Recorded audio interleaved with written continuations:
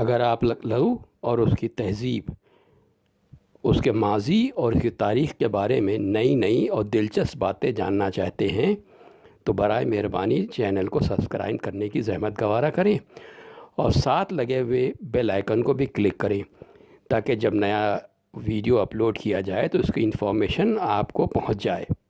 شکریہ۔ نواب سعادت خان برہان الملک کے خاندان کے متعلق اسی قدر بتا دینا کافی ہے کہ میر محمد نصیر نام نیشا پور کے ایک سید زادے جن کا سلسلہ نسب امام موسیٰ کاظم سے ملتا ہے 1135 محمدی یعنی 1706 عہد بہادر شاہ میں وارد ہندوستان ہوئے۔ ان کے بڑے بیٹے میر محمد باقر ساتھ ساتھ آئے تھے جنہوں نے یہاں شادی کر لی اور باپ بیٹوں نے ناظم بنگالہ کے زیر حمایت عظیم آباد پٹنہ میں سکونت اختیار کی۔ محمد باقر کو ہندوستان کی بیوی سے خدا نے ایک بیٹا دیا جو بعد کو شیر جنگ کے معزز لقب سے مشہور ہوا۔ میر محمد نصیر کے آنے کے 2 سال کے بعد ان کے چھوٹے بیٹے میر محمد امین بھی نیشا پور سے ہندوستان میں آ گئے۔ عظیم آباد پہنچے تو سنا کہ والد نے سفر آخرت کیا اور اب دونوں بھائی میر محمد باقر اور میر محمد امین دہلی کو روانہ ہوئے، جہاں پہنچ کے میر محمد امین کو شاہزادوں کی جاگیر کا ٹھیکہ مل گیا۔ ان میں انہوں نے ایسی لیاقت، مستعدی اور کارگزاری دکھائی کہ تمام لوگوں میں شہرت ہو گئی۔ اقبال برسر یاری تھا۔ چند ہی روز بعد دربار شاہی کے معزز امیروں اور منصبداروں میں شامل ہوئے۔ پھر صوبے دار اکبر آباد کی بیٹی سے نکاح ہو گیا اور اس اعلیٰ طبقہ عمرہ میں شمار کیے جانے لگے جس پر سلطنت کی ذمہ داری کی خدمتوں کے لیے انتخاب کی نظریں پڑتی تھیں۔ ان دنوں دلی میں سادات بارہ کا زور تھا جس سے ریت خود بادشاہ سلامت ڈرتے تھے۔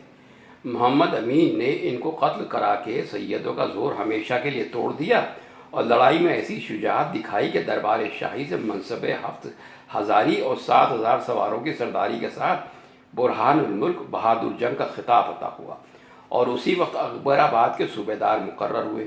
اس کے بعد بادشاہی خواصوں کی داروغی عطا ہوئی جو بڑا معزز تر عہدہ تھا۔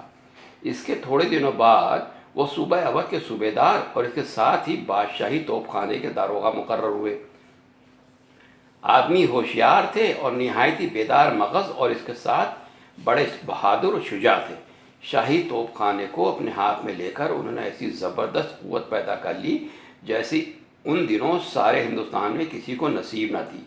اس زمانے میں کوڑا کے زمیندار بھگوت سنگھ نے سلطنت سے سرتابی کر کے بڑا زور باندھ رکھا تھا اور کئی افسر جو اس کی سرکوبی کو گئے اس کے ہاتھ سے مارے جا چکے تھے۔ آخر برہان الملک اس مہم پر مامور ہوئے اور یلغار کرتے ہوئے پہنچے۔ بلونت سنگھ نے چالاکی سے ان کو گھیر لیا اور لڑائی کا رنگ ایسا بگڑا نظر آیا کہ بڑے بڑے بہادروں کے ہاتھ پاؤں پھول گئے، مگر برہان الملک نے ایسی جواں مردی سے مقابلہ کیا کہ دیر تک دشمنوں کے نرغم میں ان کی لمبی سفید نورانی داڑھی چمکتی اور روب ڈالتی رہی۔ تھوڑی دیر میں بھگوت سنگھ ان کے تیر کا نشانہ ہوا اور دشمن بھاگ کھڑا ہوا۔ برہان الملک کی دوسری مہم اس سے بھی زبردست تھی۔ ان دنوں مراٹھوں کا ہندوستان میں بڑا زور تھا۔ انہوں نے تاجدار دہلی سے چوتھ مقرر کرا لی تھی اور بڑے بڑے میں سورما ان کے نام سے کانپتے تھے۔ برہان الملک نے مراٹھوں کو زبردست فوج کے ساتھ جا کے ایسی سخت شکست دی کہ ان کے حواس جاتے رہے، نوک دم بھاگے اور برہان الملک نے تعاقب شروع کیا۔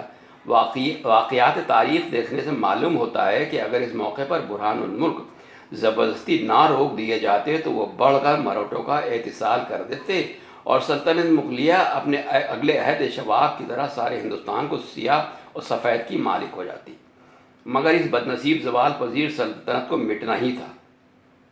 درباریوں کی سازش اور مقربین دربار کے حسد نے برہان الملک کی رفتار کو رکوا دیا۔ اس بات نے برہان الملک کو یقین دلایا کہ بادشاہ میں ایک نیک و بد کے سوچنے کی صلاحیت نہیں اور اہل دربار بد دیانت و خود غرض ہیں۔ فوراً مرہٹوں سے صلح کر لی، پھر ارادہ کیا کہ اپنے صوبے میں جا کے قیام کریں، سب سے الگ ہو کے اپنے علاقے کو مضبوط اور منتظم بنا دیں۔ غرض برہان الملک نے دل میں سمجھ لیا کہ اب سلطنت مغلیہ پنپنے والی نہیں، اپنا صوبہ لے کر الگ ہو جانا ہی مناسب ہے اور دربار دہلی کو اس کی قسمت پہ چھوڑ دینا چاہیے۔ لکھنؤ میں جیسا کہ ہم بیان کر چکے ہیں شیخ زادوں کا زور تھا، انہوں نے اپنی عادت کے موافق انہیں بھی روکا، مگر برہان الملک حکمت عملی سے داخل ہو گئے اور نکسیر بھی نہ پھوٹنے پائی۔ برہان الملک کے لکھنؤ میں داخل ہونے کے متعلق دو روایتیں مشہور ہیں۔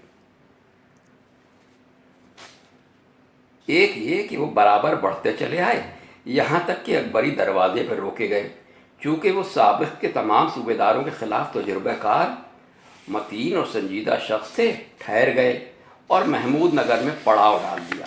ایک دو دن کے بعد شیخ زادوں کی دعوت کی، ان سے بڑی خاطر تواضع سے پیش آئے، لیکن جس وقت غافل شیخ زادے الوان نعمت کا مزہ لوٹنے میں مصروف تھے، شاہی فوج خاموشی کے ساتھ چوک میں داخل ہو رہی تھی، جو برابر بڑھتی ہی چلی گئی یہاں تک کہ مچھی بھون کے پاس جا پہنچی۔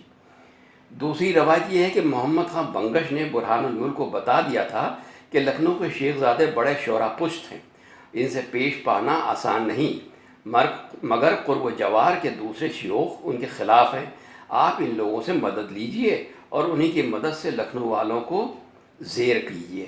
چنانچہ برہان الملک نے کاکوری میں قیام کر کے شیوخی کاکوری کو اپنا موافق بنا لیا، انہی کی مدد اور رہبری سے آگے بڑھے، اور یہ سن کے کہ محمود نگر اور اکبری دروازے میں مقابلے کا سامان کیا گیا ہے، اصلی راستے سے کترا کے مغرب کی طرف کٹ گئے، گو گھاٹ کے پاس دریا کے پار اترے اور پار کی طرف سے آہستہ آہستہ آ کے اچانک مچھی باون پر آ پڑے۔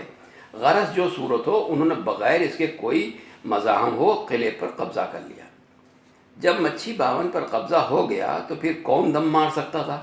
شیخ زادوں کے تمام معزز لوگوں نے حاضر ہو کے عاجزی سے سر جھکا دیا۔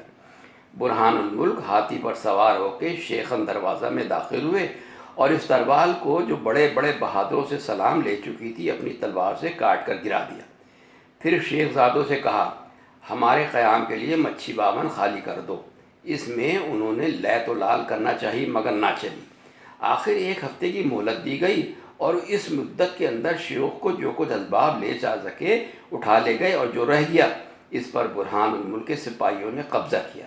قلعے میں جا کے رہنے سے پہلے اس کے پاس جہاں خیمے ڈال کے وہ رہ رہے تھے وہاں ایک نوبت خانہ تعمیر کرا دیا، جس میں دربار اودھ کے آخر عہد تک روزانہ 6 وقت نوبت بجتی تھی۔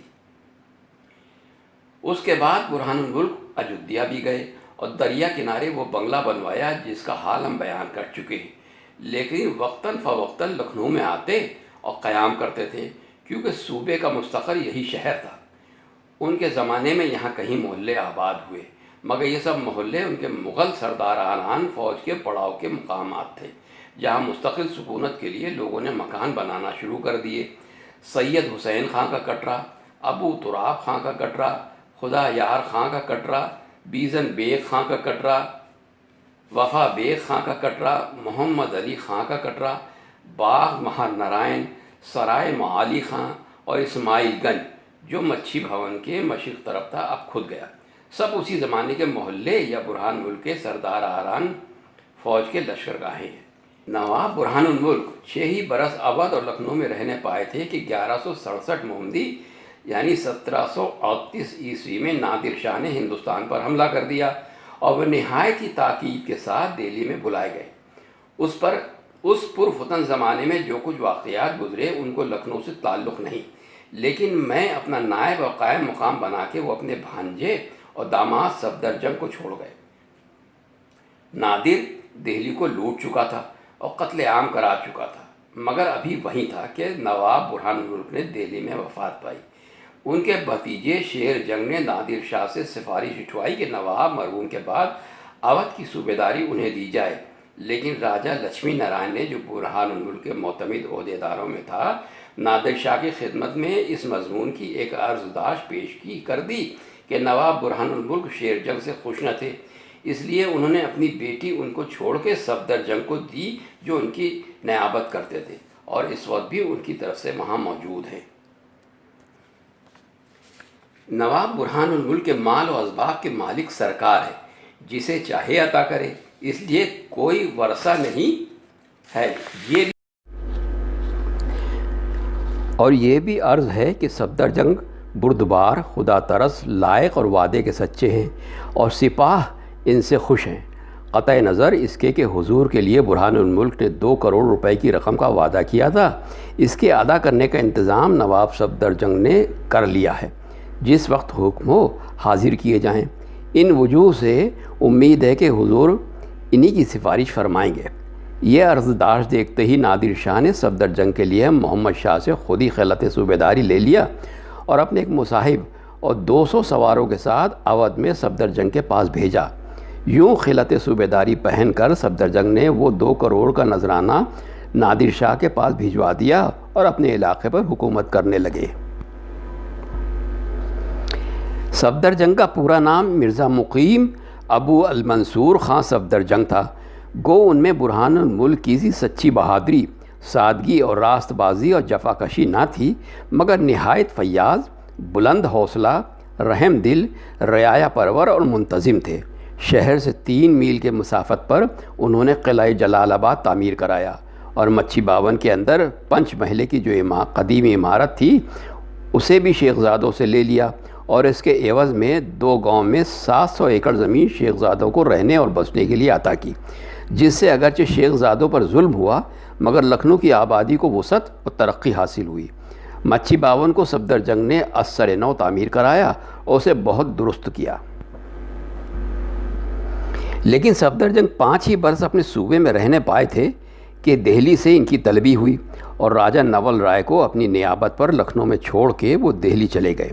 نول رائے علم دوست، وقت کا پابند، جفا کش، بہادر اور بڑا منتظم تھا، اور اس کے ساتھ اسے خدا نے اپنے آقا کی سی علول العزمی اور فیاضی بھی دی تھی۔ اس نے ارادہ کیا کہ مچھی باون کے سامنے دریا پر ایک پل تعمیر کرے، پایوں کی بنیاد ڈالنے کے لیے گہرے کنویں کھدوائے، لیکن پائے بننا شروع نہیں ہوئے تھے کہ اپنے آقا کی طلب پر اسے احمد خان بنگش کے مقابلے کے لیے جانا پڑا۔ اس مہم میں وہ بڑی زبردست فوج لے کر گیا مگر مارا گیا، اور پل کا کام جو چھڑا تھا وہ تمام رہ گیا۔ احمد خان بنگش اسی زمانے کا بہادر ترین شخص تھا، اس کے مقابلے کے لیے برہان الملک کی ضرورت تھی۔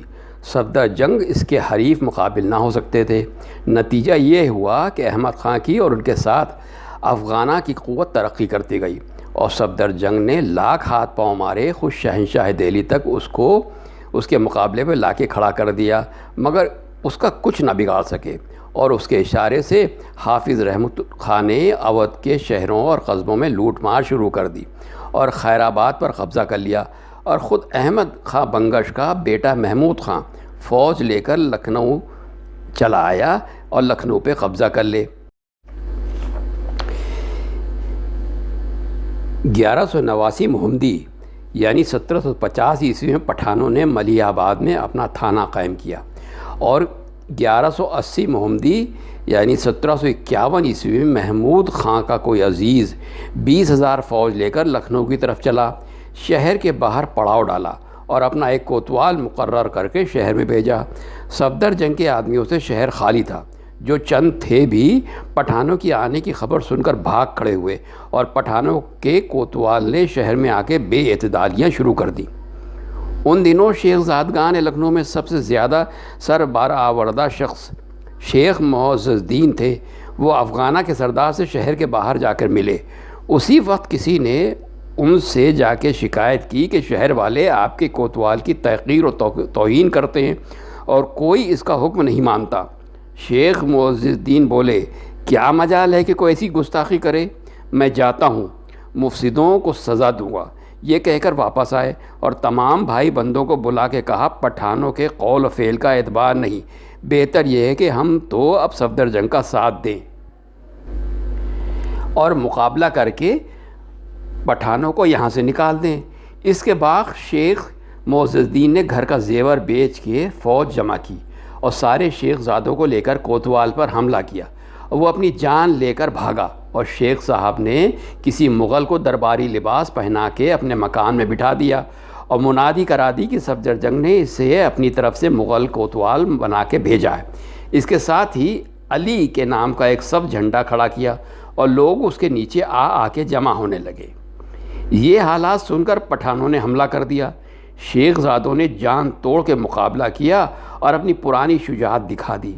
پٹھان مقابلے کی تاب نہ لا سکے، 15,000 فوج کے ساتھ بھاگے اور موقع پا کے شیخ زادوں نے پٹھانوں کو سارے ملک عوض سے نکال کر باہر کیا۔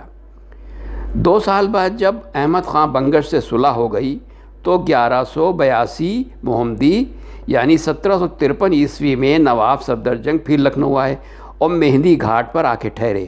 ایک خاص مکان اپنے رہنے کے لیے بنوایا اور سجایا اور سپاہ کی درستی میں مصروف ہوئے، لیکن اس کی مہلت نہ ملی۔ اسی سال سلطانپور کے قریب پاپڑ گھاٹ میں پڑاؤ تھا کہ انتقال کیا۔ ان کی لاش پہلے فیض آباد کی گلاب باڑی میں لے جا کے زمین کے سپرد کی گئی، پھر تھوڑے دنوں کے بعد ہڈیاں دہلی میں لے جا کر دفن کی گئیں، جن پر نہایت ہی عالیشان مقبرہ موجود ہے اور سیاحان ارض اسے آج عبرت و عزت کی نگاہ سے دیکھتے ہیں۔